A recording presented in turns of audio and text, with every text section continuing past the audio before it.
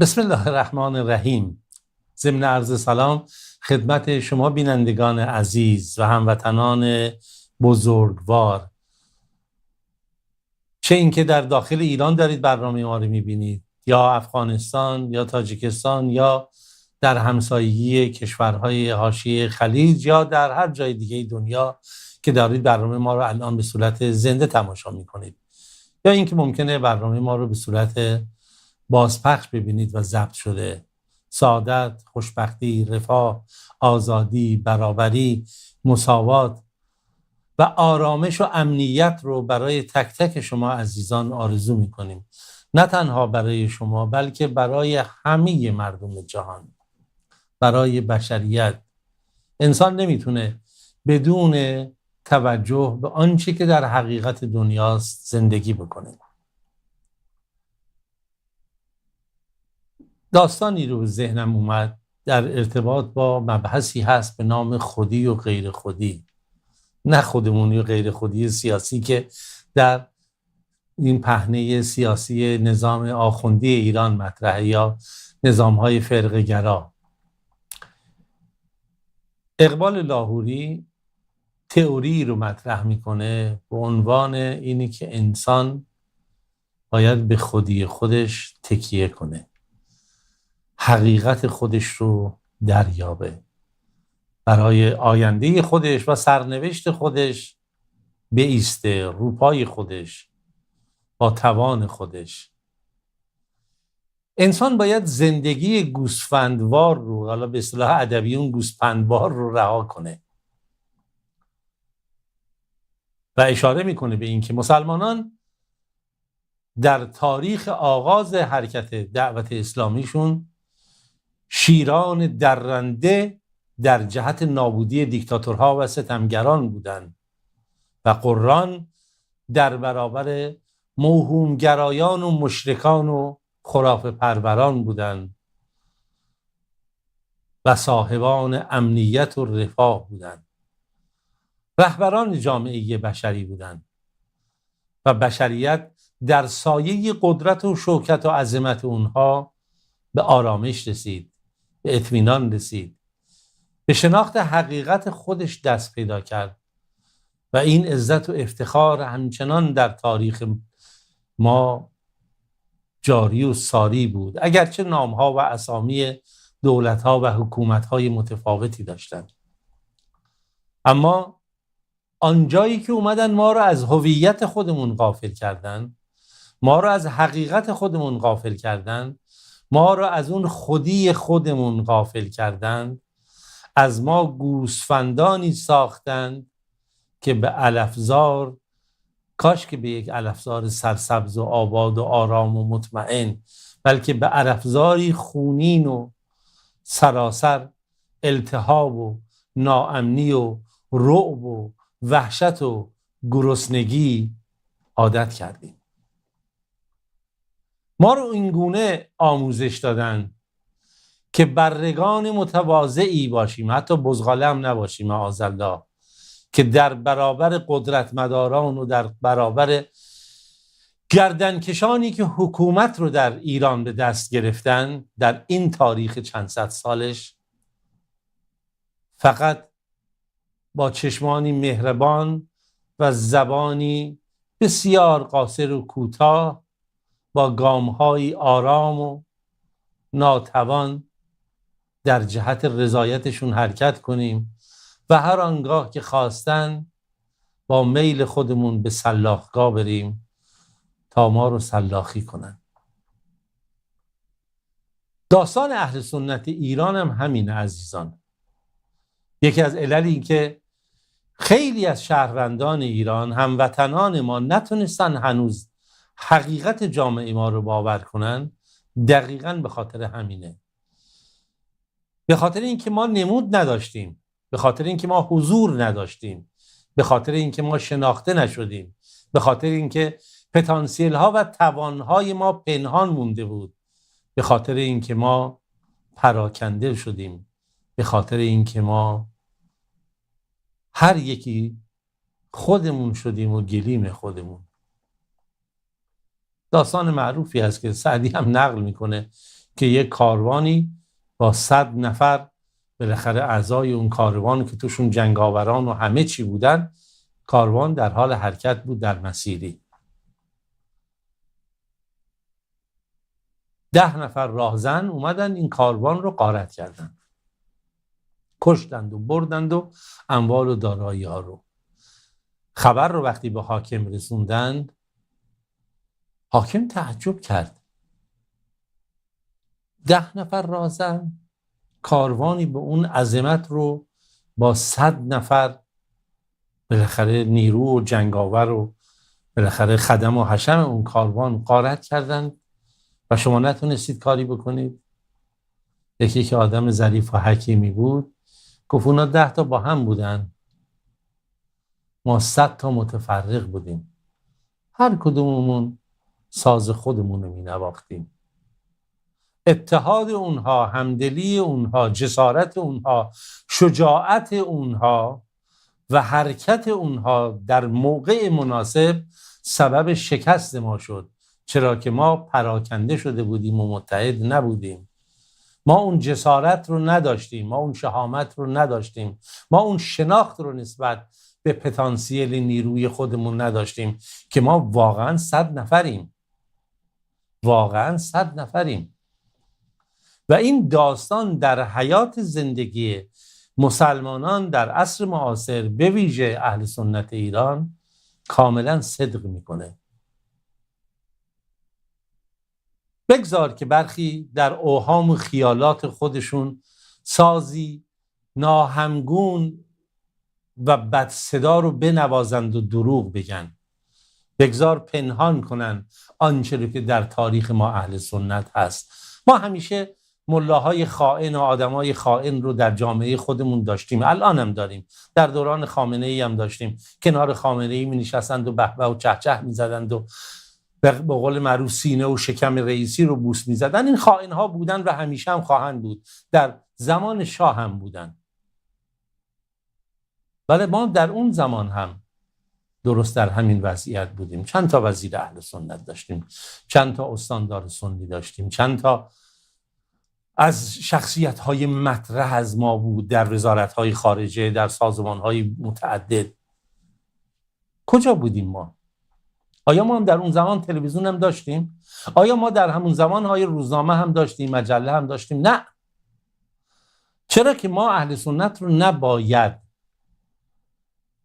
نه خودمون بشناسیم کی هستیم، نه مردم ایران بشناسن کی هستن. چرا که سیستمی که بر ایران حاکم بود سیستمی بود که پادشاه سوگند خورده بود که من وفادار به مذهب شیعه اثناعشری هستم و خودم رو به عنوان پادشاه تنها کشور شیعه دنیا میشناسم. حتی در آخرین پیامی که در برابر مردم شاه ایران اعلام کرد و ابراز معذرت خواهی کرد به خاطر دزدی، به خاطر جنایت، به خاطر ظلم، ستم، به خاطر گرانی و همثال اینها، اونجا گفت بله من تنها شاه شیعه جهانم، تنها شاه یک کشور شیعه جهانم و از آیت الله ها معذرت خواهی کرد فلان. اصلا اهل سنت که هیچی و از کسانی که پیروان اینها بودند و مردم که من جبران میکنم که هیچی نشد. من نمیخوام تاریخ رو چون برخی ما داریم حقیقت ها رو میگیم، برخی میگن آقا شما دشمنی دارید. وقتی کسی حقیقت رو ندونه متوجه این نکته میشه. خب وقتی 300,000 کرد مقیم مرکز در قبل از انقلاب داریم، چرا مسجد نداریم؟ چرا وقتی آیت الله برقی در اولین ملاقاتی که من میکنه به اهل سنت میگه خاک بر سرتون که شما سنی هستید و یک مسجد در تهران ندارید و من شیعه سنی شده نباید مسجدی پیدا کنم توش نماز بخونم؟ این سخن آیت الله برقی بود و من رو به خاطر رواج دین عمر دارن تهدید میکنن و از مسجد خود من بیرون کردن. در بعد از انقلاب که خب طبیعتاً این حکومت این بار دیگه به دست خود روحانیت حاکم بر ایران افتاد، خود روحانیتی که تا دیروز به عنوان مشاوران شاه بود و به عنوان پادوان شاهان ایران بودن و برای خودشون تاج و تختی جدا داشتن، حکومتی در سایه داشتن، حالا حکومتشون علنی شد. خمینی و دار و دسته اون و نیروهای آخوندی حاکم بر ایران شدن، در واقع اومدن بر تخت پادشاهی به نام ولایت فقیه نشستن. فقط عنوانها و اسمها عوض شد، سیستم عوض نشد، اما خشونت و فرقه گرایی و تعصب و محرومیت همچنان در جامعه ما بود. و خودتون هم میدونید که در تاریخ اهل سنت چه گذشت، چه بر سر ما اومد و چه رنجهایی رو ما تحمل کردیم. و امروز که ما 30 میلیون اهل سنت ایران هستیم، هنوزم که هنوز هست، نمیگذارن که ما پتانسیل و حقیقت خودمون رو بشناسیم. اگر چند نفر محدود در خارج از کشور به نوکری امثال رضا پهلوی رو میارند و به چکمه، تا دیروز اگه برخی نعلین بوسی در ایران میکردند و اینها چکمه بوسی میکنند و دروغ و تحریف دارن ارائه میدن و میخوان حقیقت جامعه اهل سنت ایران رو، حقیقت اقوام ایران که اغلب اهل سنتن، از کرد و بلوچ و به قول معروف ترکمن و امروز عرب و پنهان کنن، این در واقع همین اتفاقی است که برای ما افتاده. این همین واقعیتی است که ترامپ هم که ترامپه، میبینید که داره بازی میکنه. امروز و فردا، امشب گفته میزنم میکوبم خارکو میگیرم میبرم، از اون ور مذاکره میکنن، اما اهل سنت کجاست؟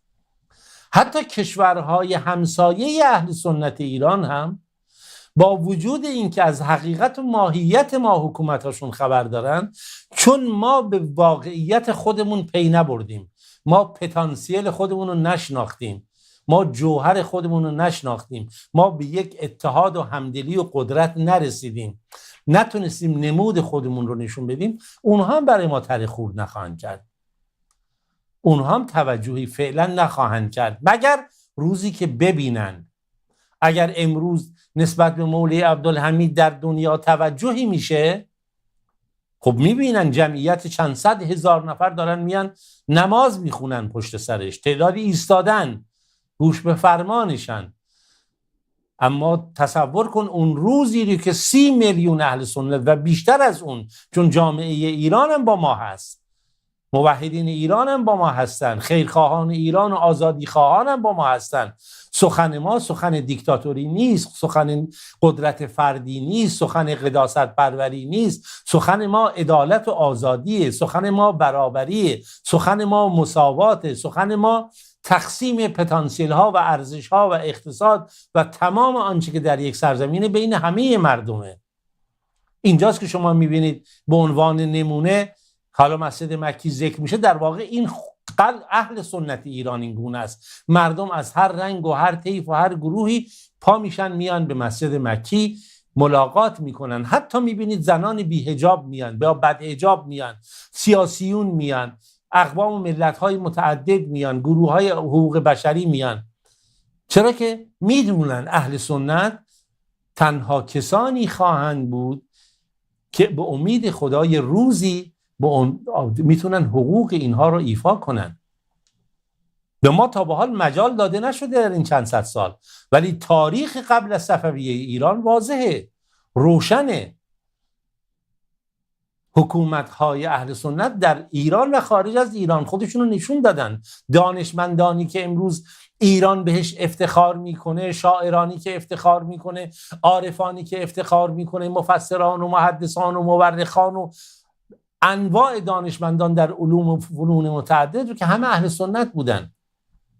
همه نتیجه دولت‌هایی بود که اهل سنت در اونها حضور داشتن و تفکر که بر اساس فرقه گرایی نبود. برید بخونید تاریخ رو. آتشکده ها بعد از دوران شاه اسماعیل صفوی خاموش میشه، نسل کشی ها در اون موقع اتفاق میفته. حالا سخن من اینه که ما باید این پتانسیل واقعی خودمون رو درک بکنیم و خودمون تا خودمون رو درک نکنیم و خودمون رو نشناسیم، مطمئن باشید داستان همون 100 نفر تو کاروان هست و 10 نفر راهزن. همین اتفاقی که در یمن افتاد با چشمان خودتون ببینید. مگر جمعیت حوثی ها در یمن چند درصد بود؟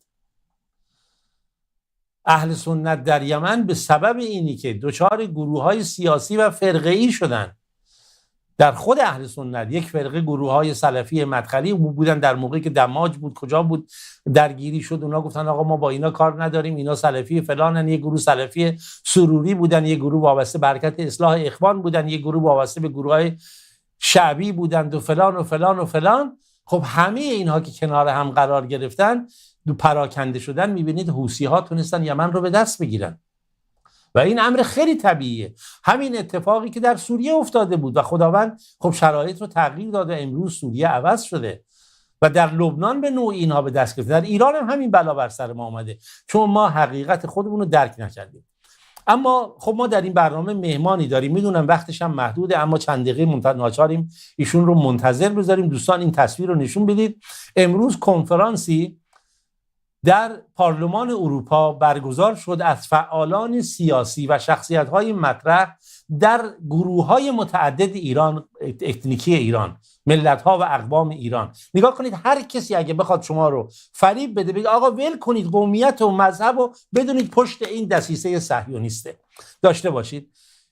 این کنفرانس با این مضمون هست: بر ساخت ایران دموکراتیک، برای گفتمان هست. این کنفرانس خب شخصیت‌های مطرح کننده هستند، برگزار کنندهش پلتفرم دموکراتیک ایران بوده. تاریخ کنفرانس امروز، محل برگزاری کنفرانس پارلمان اتحادیه اروپا بروکسل هست و مواردی هم که نوشتن. زبان‌هایی که در کنفرانس سخنرانی شده کردی، فارسی، انگلیسیه. خب همزمان هم ترجمه می شده به زبان‌های متعدد و اشاره کردن ما چه اهدافی رو داریم و اهداف کنفرانس به ترتیب گفتن ایجاد فضای دموکراتیک برای گفتگو میان نیروهای سیاسی، چیزی که متاسفانه الان تو اپوزیسیون نیست، بررسی نقش ملت‌ها و جوامع مختلف آن در آینده دموکراتیک ایران، تقویت همکاری و شبکه‌سازی میان نیروهای دموکراتیک و کثرت‌گرا، بحث بررسی مؤلفه‌های اساسی بر ساختن ایران دموکراتیک، بهره‌گیری از تجربیات بین‌المللی در حوزه گذار دموکراتیک الفلان و بررسی چشم‌اندازهای بدیل دموکراتیک برای آینده ایران و تأکید بر رویکردهای مدنی مسالمت‌آمیز و مبتنی بر عدم خشونت در مسیر آینده ایران. و خب شخصیت‌های مطرحی هم در اینجا هستن که به طور عمده عکس‌ها و تصاویرشون رو می‌بینید که دیگه من اینجا نمیخوام بیشتر صحبت کنم، دوستان کافیه در همین حد.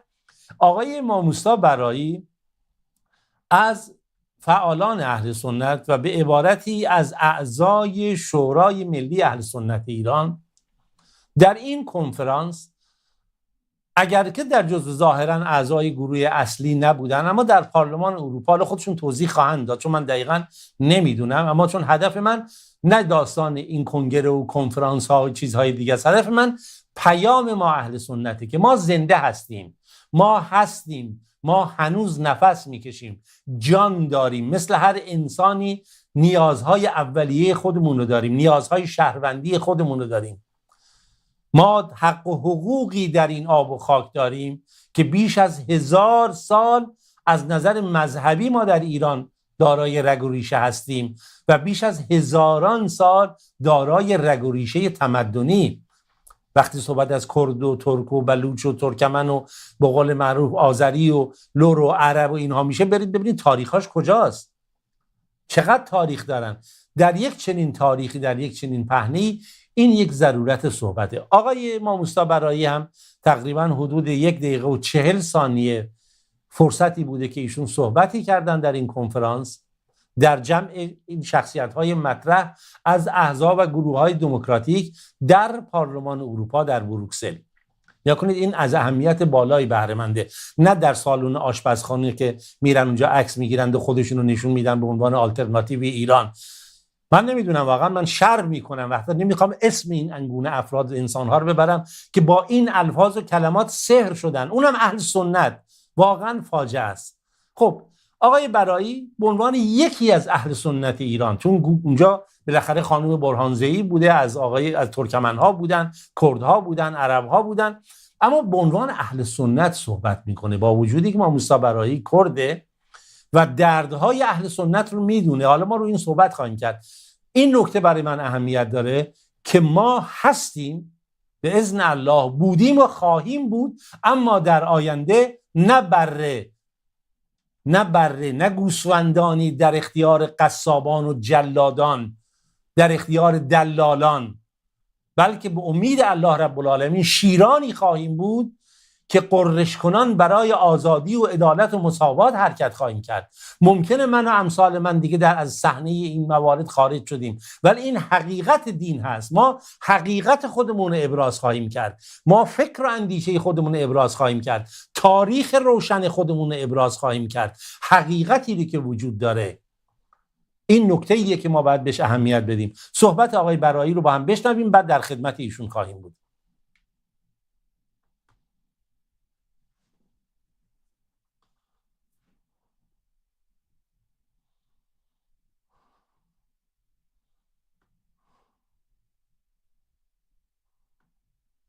صداش نیست. خب اجازه بدید من این مشکل صدا رو برطرف بکنم یه لحظه دوستان. این سر این هدست آخر من این هدست رو یه کاریش بکنمش. زورمون به یه هدست هم تو این دور زمونه نمیرسه. فکر کنم مشکل برطرف شده. مهندس از اول بذاری صحبت آقای برایی صدا رو بلند کنید. تصویر میگید ندارید؟ عجیبه. من یه لحظه دوستان بینندگان. آره فقط صدا رو بالا ببرید. آره صدا رو بالا ببرید. صحبت آقای برایی رو با هم بشنویم. آقای برایی هم که خب میدونید حالا بعد صحبت خواهیم کرد. درصدی اهل سنت ایران هم بهشون ظلم بسیاری شده.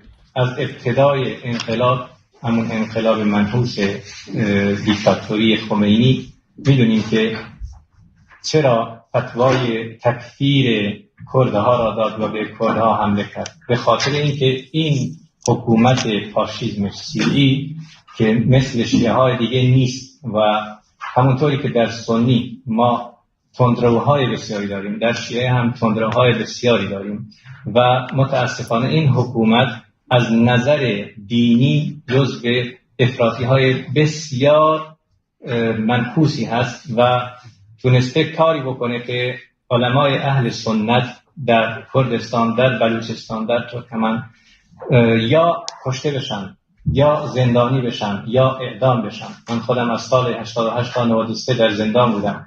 50 نفر از همراهانم را که مذهبی بودن، سنی بودن، کرد بودن اعدام کردن. من در حالی که 3 سال، 4 سال، 5 سال، 24 ساعته با اونا در زندان، در اتاق با هم بودیم، از کنار من اونا رو برمی داشتن و می بردن. هیچ حمله نظامی هم نکرده بودن، فقط به خاطر اینکه در مسئله مذهبی اینا نمیخواستن کوتاه بیان و این حکومت جمهوری اسلامی تنها فقط به ارمنی ها یا بهایی ها یا ملیت ها و زبان ها ظلم نکرده، بلکه نباید جامعه 30% اهل سنت ایران را فراموش کنیم. سپاس. بله خیلی متشکرم. صحبت آقای ماموستا برایی رو شنیدیم، هرچند که کوتاه بود، ولی این گامیه که من گفتم برای آینده ایران ما شاهدش خواهیم بود. قدم به قدم ما بتونیم عناصر ما، جوانان ما یکی پس از دیگری بتونه در این موقعیت خودشون نشون بده. آینده مال ماست، به شرط اینکه ما خودمون رو بشناسیم. سلام و درود بر شما آقای برایی عزیز. سلام عرض می‌کنم خدمت شما ساده احراری عزیز و بینندگان عزیز. ببخشید در این شرایط که میدونم شما تا نیم ساعت قبل هنوز تو کنفرانس بودید در اتحاد سالن اتحادیه اروپا، مجلس چی میدونم شما بهتر میدونید، حالا اسمش هم من بخوام بگم توضیح بدید کنفرانس چی بوده، برای چی بوده، بعد من سوالاتم خواهم پرسید. همونطوری که توضیح مختصری دادید، اقوام ایرانی، ملیت‌های ایرانی و احزاب اپوزیسیون به دعوت بعضی از احزاب در پارلمان اروپا، در صحنه برگزاری جلسات پارلمان اروپا با هماهنگی با نمایندگان اروپایی که چند تاشون هم اونجا حضور داشتند، این جلسه رو برگزار کردن از صبح تا حالا و همین حالا همونطوری که گفتید تا نیم ساعت 40 دقیقه قبل جلسه ادامه داشت. در این جلسه همونطوری که شما گفتید 4 مرحله بود و هر مرحله سخنران‌هایی از احزاب مختلف داشت و هدف نزدیک شدن احزاب به هم دیگه و رسوندن صدای ایرانیان به اتحادیه اروپا بود. میدونید که وقتی اتحادیه اروپا یه تصمیمی میگیره، یه حرفی میزنه، روی چه چیزایی باید قضاوت کنه؟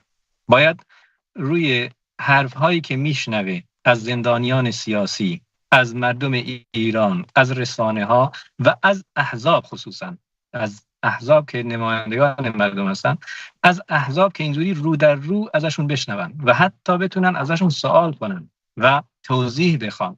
یعنی در این جلسه امروز توضیح بود، سوال و جواب بود، بعضیا نظرات خودشون رو در این مورد میگفتن و میتونستن خوب به گوش این نمایندگان برسونن و به هر حال اونا هم نظرات خودشون رو میگفتن و جالب بود اون چند نفری از نمایندگان اروپایی که اینجا بودن ناآگاه نبودن، یعنی مسائل خوب میفهمیدن، حتی مسائل ریزو به اصطلاح مطرح میکردن. بعضیا گلایه میکردن که چرا شما مثلا خیلی دیر سپاه پاسداران رو توی لیست تروریستی گذاشتید، چرا مثلا بعضی اقدامات رو نکردید. یعنی خیلی سریع میتونستن حرفای خودشون رو بزنن همه گروه.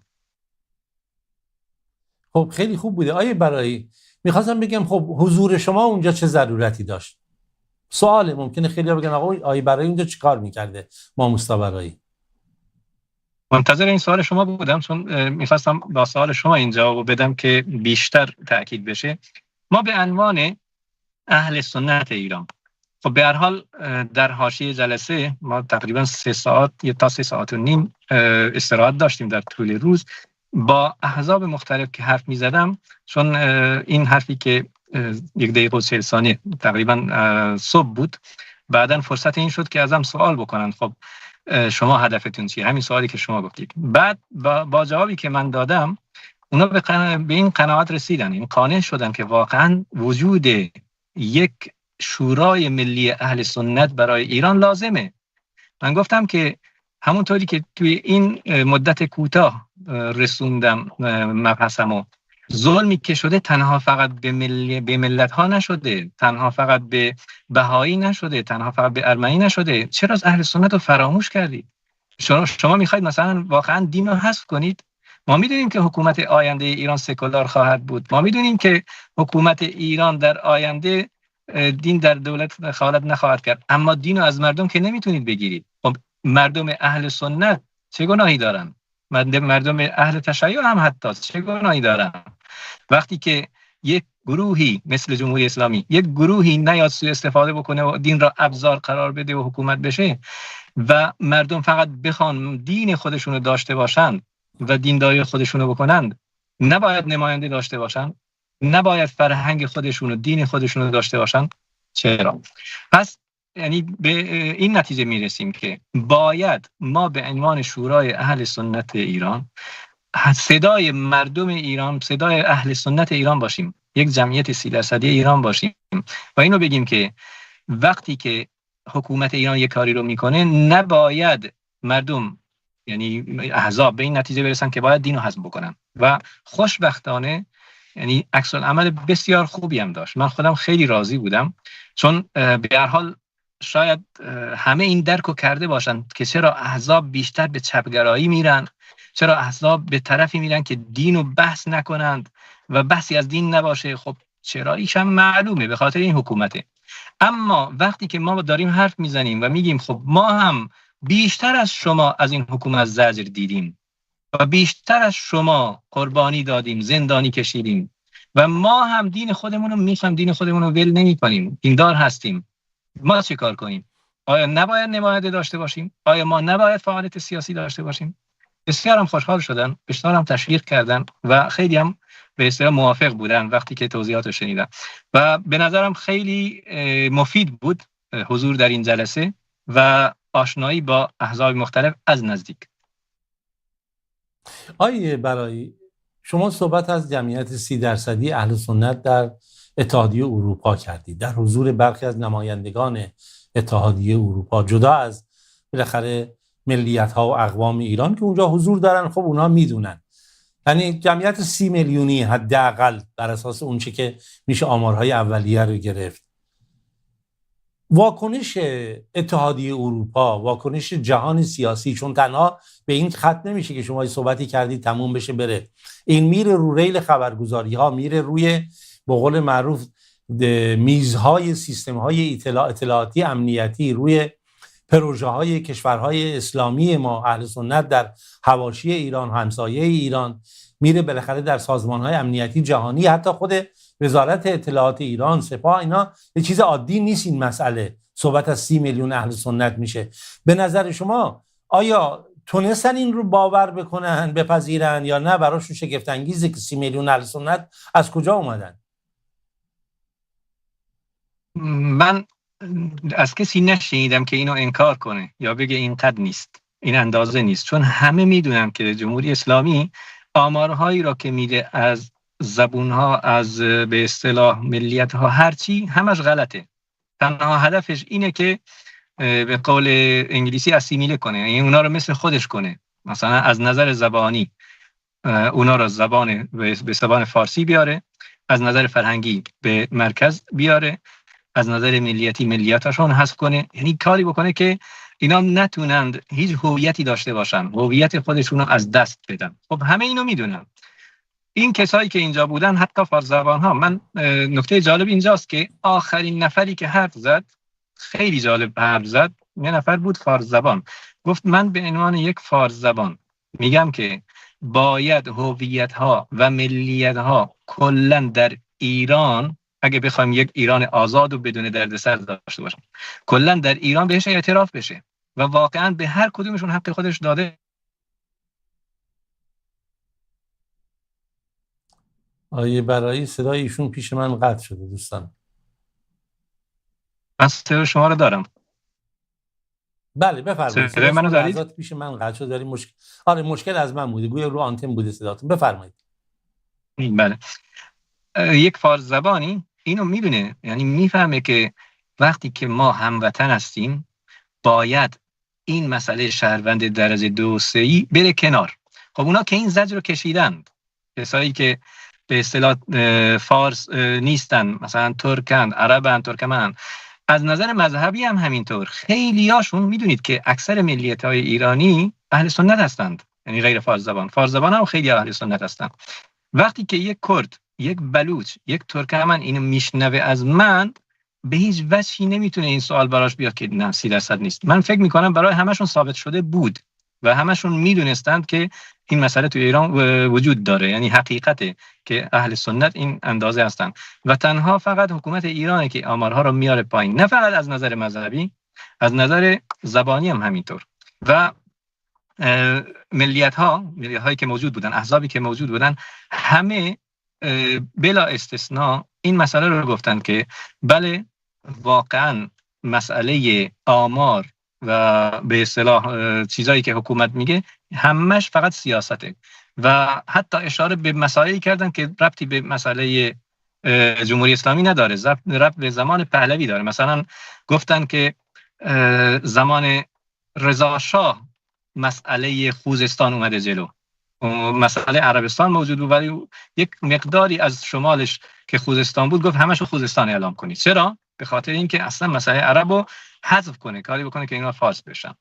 یعنی هر کاری کرده این حکومت و حکومت قبل به خاطر این بوده که مرکزگرا باشه و همه رو مثل خودش کنه. خب این هویت زدایی یعنی توهین به شخصیت این افراد، یعنی این افراد نسل به نسل تا اینکه مثل ما نشن اونا شهروند درجه 2 و 3 هستن، یعنی یه حالت بردهداری. خب همه اینا میدونن، چه از نظر زبانی و فرهنگی، چه از نظر دینی و عقیدتی و مذهبی و فکری. و ایران آزاد وقتی به وجود خواهد آمد که همه اینا داخلش حل بشه. حالا مسئله اتحادیه اروپا اینجا جلسات دیگه هم داشتیم، مثلا در فرانسه وقتی که یک نماینده فرانسوی مثلا شهردار یکی از منطقه‌های تهران پاریس که حرف میزد خیلی آگاه بود، چون سفرهای زیادی به کردستان عراق داشته، به سوریه هم داشته، عقاید مختلف رو دیده، دروزی ها و علوی ها و اینا رو هم دیده و طوری حرف میزد. من خودم شخصا در مورد سوریه اینقدر اطلاعات نداشتم. این اطلاعات رو که میگفت، بعد میگفت که از نظر عقیدتی از مثلا بافت جمعیت سوریه که اینجوریه، یا بافت جمعیت عراق، یا بافت جمعیت ایران، این مشکل چگونه حل خواهد شد؟ نباید یک عقیده، یک گروه در فکر حذف عقیده های دیگه باشه، در فکر حذف بقیه باشه. تنها مشکل ما توی کشورامون اینه که هر کدوم که یه قدرت دستش میاد، یه قدرت حتی محدود، در فکر حذف دیگرانیم. یعنی میایم میگیم خب این شهر دست منه، یا این منطقه یا این روستا دست منه. حتی متاسفانه ظلم میشه. من خودم سنی باشم توی یک روستایی که 5 تا شیعه داخلش باشه، بهشون ظلم میکنم. خب باید این فکر رو عوض کرد. یا اینکه من کردم، اگه 5 تا فارس توی روستا باشم، من بخشدار باشم، من به اصطلاح دهیار باشم، بهشون ظلم میکنم. یعنی مشکل اینجاست که معیار قضاوت من، معیار خدمت من به مردم اینه که ببینم خوبن، یعنی خوب یا بد و اول تعریف میکنم برای خودم، بعدم میام با اون معیار عمل میکنم. خب همشون میگن تنها مشکل منطقه های شما اینه، باید معیار این معیارا بره کنار و به هیچ وجهی به غیر از انسانیت بودن اون انسان به هیچ چیز دیگه ای نگاه نکنیم و بهشون حقوقشون رو بدیم. دیگه حالا خودشون اختیار میکنن که آیا عقیدهشون مثلا سنی باشه، شیعه باشه، هر چیزی باشه. برای من یک تجربه خاطره ای رو میگم ببخشید وقت شما هم محدود و باید برگردید، بالاخره انسان رو دیگه، مسیر سفر. فکر میکنم حداقل 30 سال زندگی در بلوچستان، بیشتر از 30 سال و 27-8 سال تدریس در سطوح متعدد، از نهضت سوادآموزی گرفته حتی تدریس فارسی و نهضت سوادآموزی در مدارس دینی. من حداقل 1 سال در مدرسه اشاعت و توحید زاهدان از طریق نهضت سوادآموزی درس میدادم طلاب رو قبل از اینکه معلم بشم، و سالها تدریس ابتدایی داشتم، چه در منطقه بلوچستان چه در روستاهایی که مهاجر از سند پاکستان بودن، جدگال‌ها که الان خب در واقع ساکن اصلی منطقه دشتیاری و اون قسمت‌های باهوکلات و چابهار، اکثریت اونها خیلی جمعیتشون زیاده.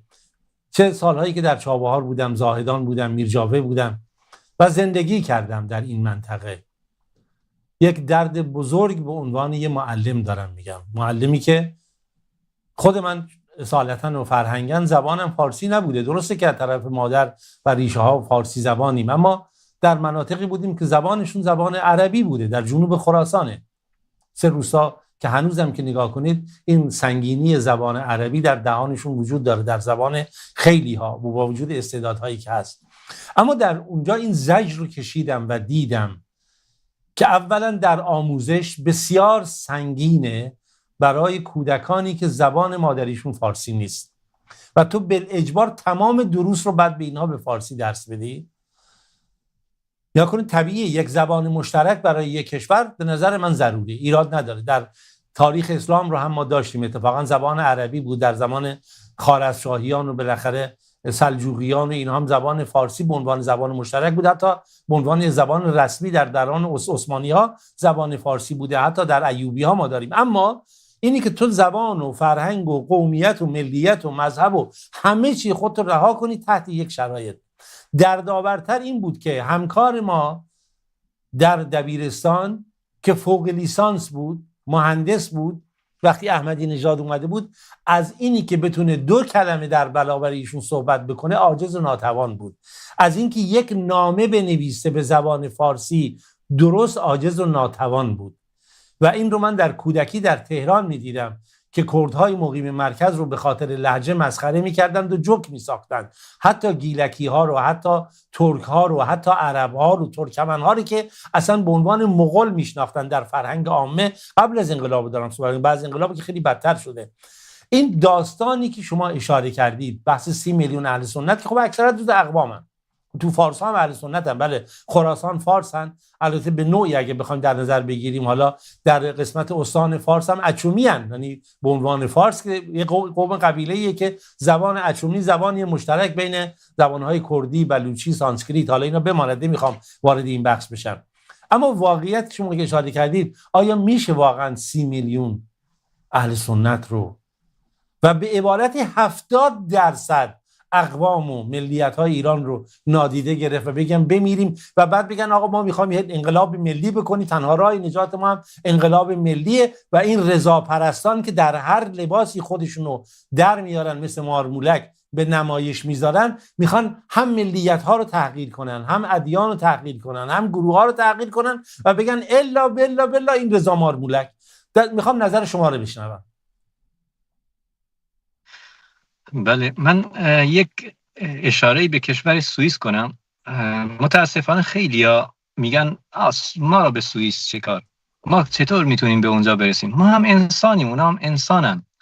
اگر یکی به سوئیس سفر کرده باشه، غیر از حالا شهرستان ها، برید داخل روستاها، میبینی که روستاهاشون مثل روستاهای ما هستن. یعنی افرادشون افراد ساده، اینجوری نیستن که خیلی ها فکرشون میره به ابر انسان، فکر میکنن ما انسانهای ما قبل تاریخیمون.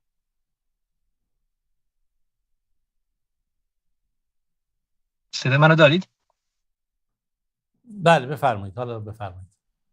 متاسفانه این فکر و اندیشه خود کمپنداری میون ما هست و فکر میکنیم چون به ما ظلم شده و ما نتونستیم از نظر ساعت پیشرفت کنیم، دیگه از نظر انسانیت و مغز و اینام کوتاه‌تریم، در حالی که ما ثابت کردیم، یعنی نه تنها فقط ما ایرانیا، اصلا مهاجرین ثابت کردیم چون تو زیر بودیم.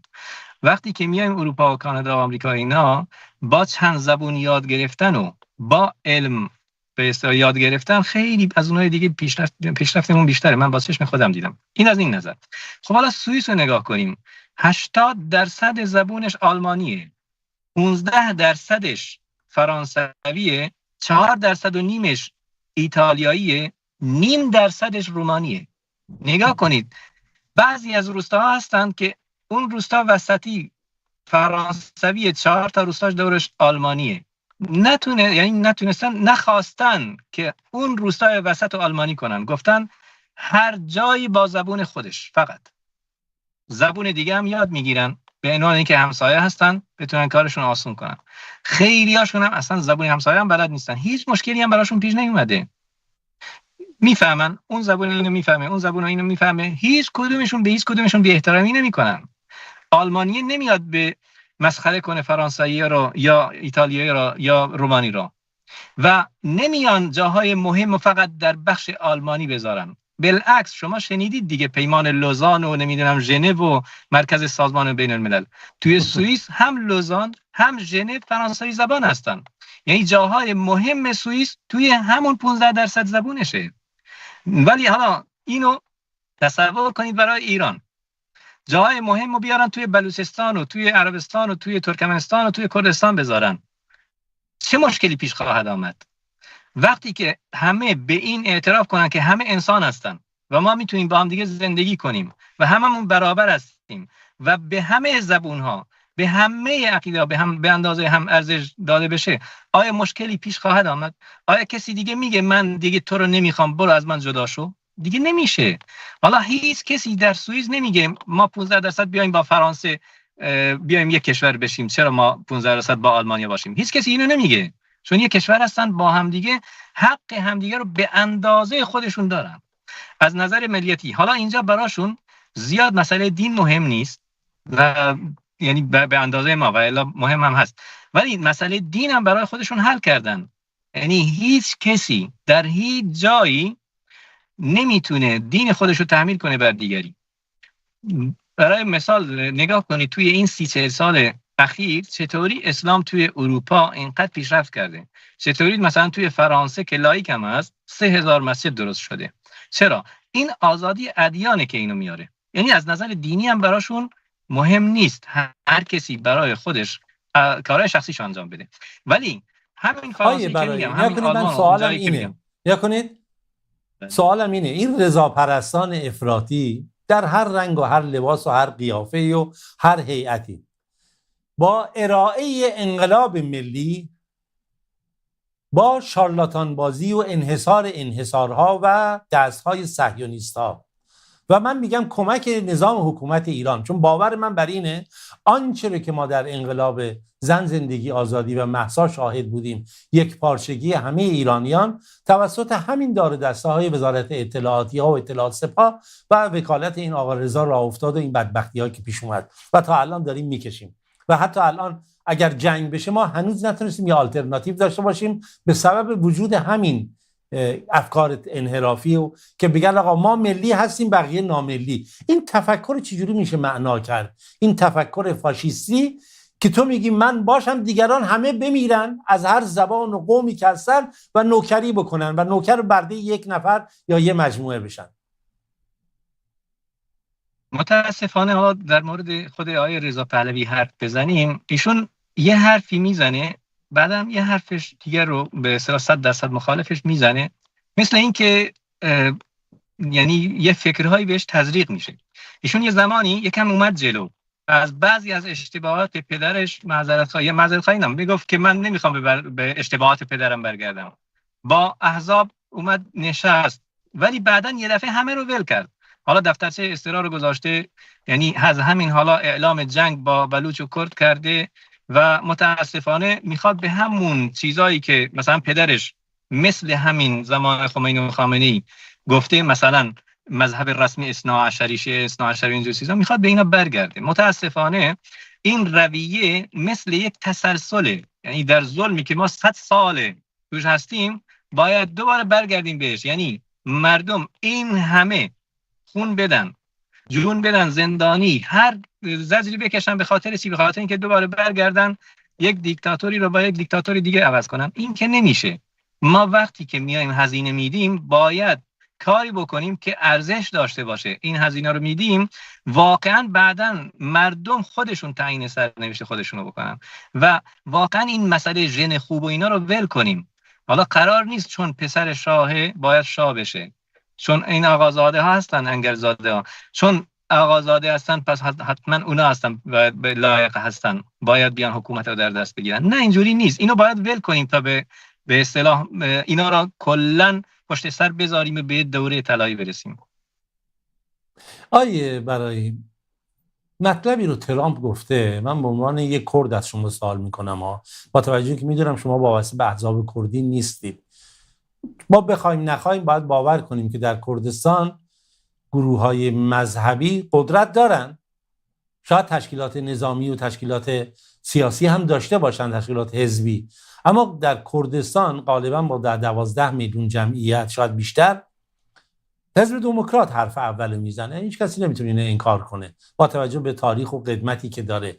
خب آیه ترامپ الان خب میبینید داستان تناقض‌گوهای ایشون هم داستانی شده برای همه. مثل حالا شما میگید رضا پهلوی، دنیای سیاست اینقدر آلوده شده. من این مطلبی رو میخواستم اول به همین بگم که الان اهل سنت ایران غالبا، نمیگم اونهایی که به پرستش و بردگی آقا رضا افتادن و دیگران، غالبا اهل سنت ایران سالمترین عناصر داخل ایرانن و خارج از ایران و اتفاقا آینده ایران اگر قراره یه روزی خوب بشه اهل سنت این توان رو خواهد داشت، چرا که هم نظر اخلاقی، هم نظر توانمندی، هم نظر اداری و هم اجرایی و هم ریشه های مشترک با تمام کشورهای همسایه و مفصل این داستان. اما نکته من اینه، الان دومین بار یا سومین باره که ترامپ، اونم در چنین لحظات بحرانی که معلوم نیست جنگ دامنه هاش به کجا کشیده بشه، یعنی امشب هیچ قابل پیش بینی نیست که چه اتفاقی خواهد افتاد. آیا واقعا یک سناریوه؟ اینها از قبل با هم گفتگو کردن، مردم رو سر کار گذاشتن، قیمت‌های نفت بالا بره و بالاخره بازارهای اقتصادی و طلا و چیزایی که خودتون بهتر همه میدونن، یا نه واقعا این دفعه میخواد جنگ خودش رو به معنای وحشتناکتر به نمایش بذاره؟ 3 بار داره میگه آقا ما به کردها اسلحه دادیم، کردها اسلحه رو بین مردم پخش نکردن. من نمیدونم، از نظر فکری دارم میگم، حالا دست ما که نمیرسه با آقای ترامپ یا هر سیاستمدار دیگه‌ای و بعضی‌ها احمقن خب توهین میکنن آقا اسلحه به کردها دادن، کردها به مردم ندادن. مثل نخود کیش میشه پفک. تو سر دیدی یه کلیپ دیدم با هوش مصنوعی ساخته بودن، دختر پسر کردی پشت ماشین اسلحه ها بود، میگه بیاید اسلحه بردارید به طنز. من این تعبیر رو میخوام بفهمم، آیا اصلا واقعا اسلحه داده شده؟ آیا داده شده به مردم داده بشه؟ آیا این احزاب، شما نمیدونم چقدر اطلاع دارید، اصلا فلسفی این داستان چیه؟ مسئله خیلی وسیعیه، نمیشه مثلا خلاصه بحث کرد. مسئله سیاسی وقتی که خیلی حساس میشه، به روزها میرسه، به مشکلات عجیبی برخورد میکنیم. من تحلیلی که خودم دارم از مسائل و تا حدی که شناخت از این قضیه دارم، ترامپ خب در سیاست خودش خواسته هر همسایه ایرانو بر ضد ایران، یعنی بر ضد حکومت ایران آماده بکنه.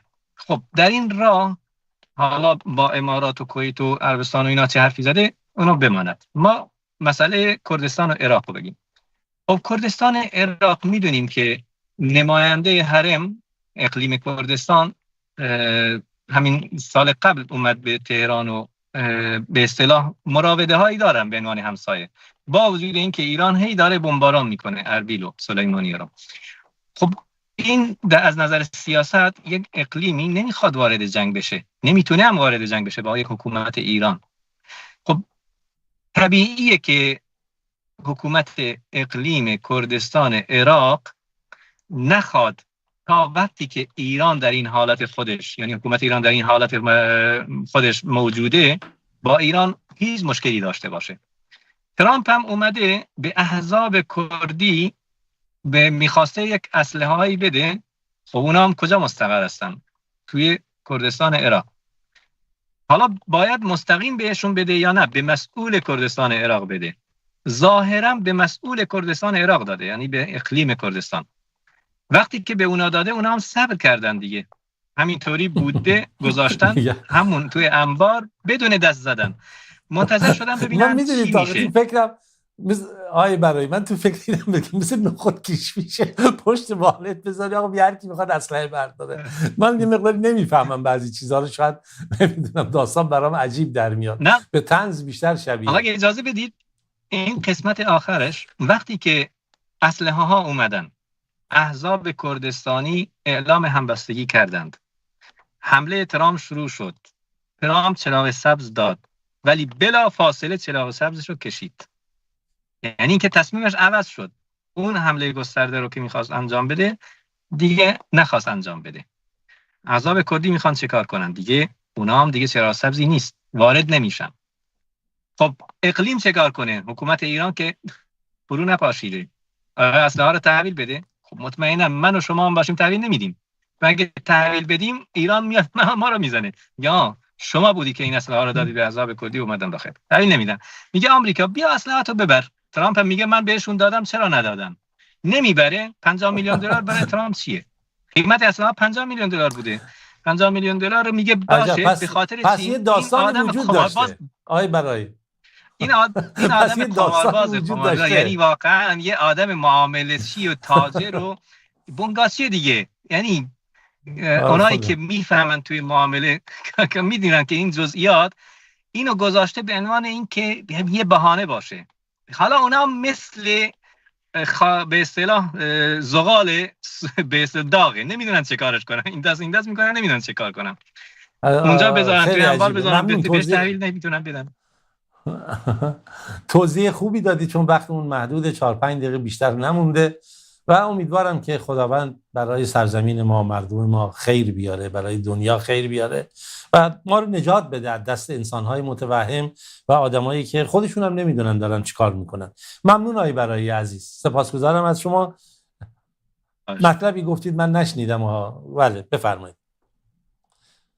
فقط خیلی ممنون، خواهش میکنم، سپاسگزارم از اینکه دعوت فرمودید و با شما و بینندگان عزیز خدا نگهدار.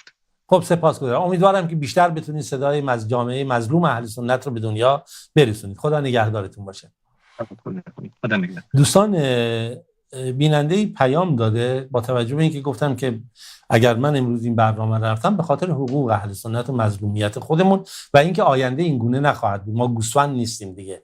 اما بیننده گفته خب سلام علیکم، آیا کسی که امروز شرک کرد فردا توبه کرد پس فردا فوت شد، خب این شخص مسلمونه، خب معلومه دیگه توبه کردی بعد مرده دیگه، این نه تنها مسلمانه و گناه شرکش هم بخشیده میشه.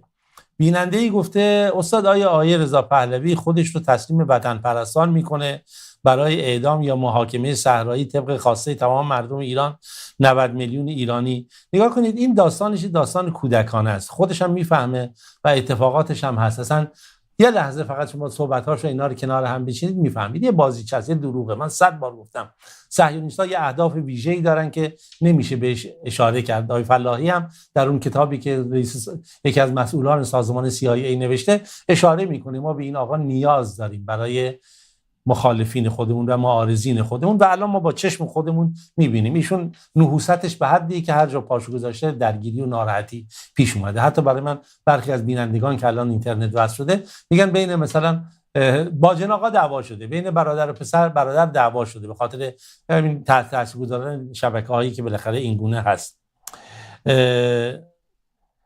بیننده‌ای گفته که طولانی میشه شیعه و سنی در ایران خوب و خوش همانند برادر در کنار هم زندگی میکنن و این موضوع باعث عصبانیت موضع‌گیری شما در آن سوی دنیا در سرزمین کفر شده. مثل که ما از مریخ اومدیم. برادری من نمیدونم معنیش چیه.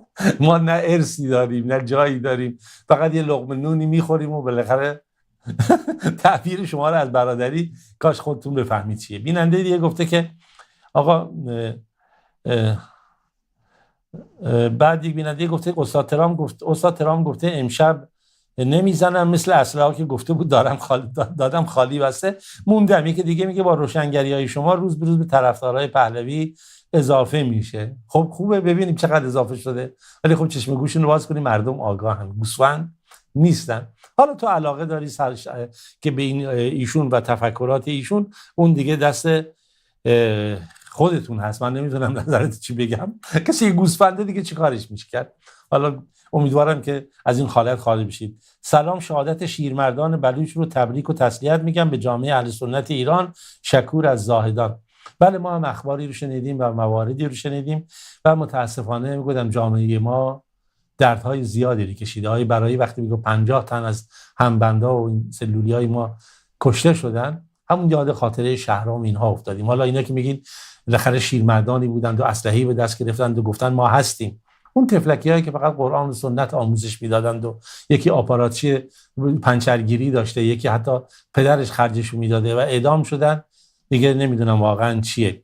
و میگه این بیننده گفته بود که آیا مردم رضا پهلوی رو بگم داستان رضا پهلوی یک بازی بیشتر نیست. بیننده‌ای گفته استاد در افغانستان بعضی از ملاها که در میگن که آیا صاحب دعا میخونه و تعویض نویسی میکنه ولی پیش این آدم میرن در حالی که او رو نمیشناسن. عزیزان من، گول این دعا نویسا، گول این رمالا، گول این جنگیرا رو نخورید. والله بالله غالب اینها دجالن، غالب اینها شیادن. به ویژه وقتی که دیکتاتوری و فقر میاد، کارکاسبی این گروه ها زیاد میشه. شریعت اسلام هم که مشخص روشن هست، مسلمان دیگه نیاز به اینها نداره. شما خودتون هستید، خدای خودتون و توحید و بندگی، دیگه این تعویض نویسی ها و این جنگیری ها و این رمالا رو کنار بذارید. متاسفانه خب تو افغانستان از گذشته بوده، الان هم بیشتر. خیلی هم جالبه که از مهاجرین برخی اومدن دیدن که تو ایران هم کاسبی خوبه، این کاسبی رو انجام دادن. اما امیدواریم که خداوند همه ما رو به خوبی هدایت کنه و سرزمین ما رو هم در سلامت خودش نگه داره. حالا این بیننده میگه ترام گفته دیگه نمیزنم.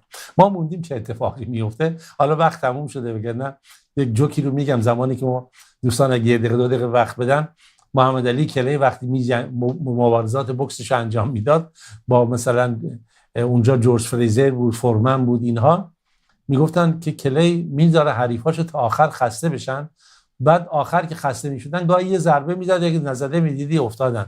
گویا که ترامپ هم داستانش اینه، هم خودشو خسته کرده هم مردمو. در پناه خدا باشید تا فرصت دیگه و برنامه دیگه. خدایا رو نگهدارتون باشه.